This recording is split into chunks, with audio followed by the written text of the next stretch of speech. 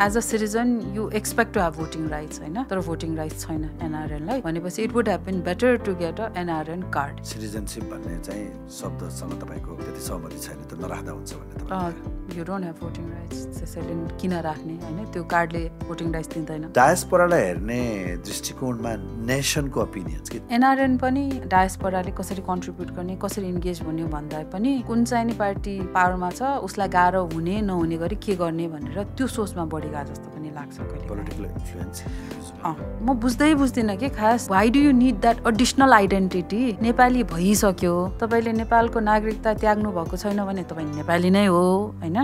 तपाईँले नेपालको नागरिकता त्यागे पनि तपाईँले you want to remain connected with Nepal, NRN भन्ने नन रेजिडेन्ट नेपाली भन्ने लिन पाउँछ। त्यसमा एडिसनल आइडेन्टिटी अफ म यो पोलिटिकल पार्टीको मान्छे भनेर किन चिनाउनु पर्ने? What additional benefit it gives I don't no.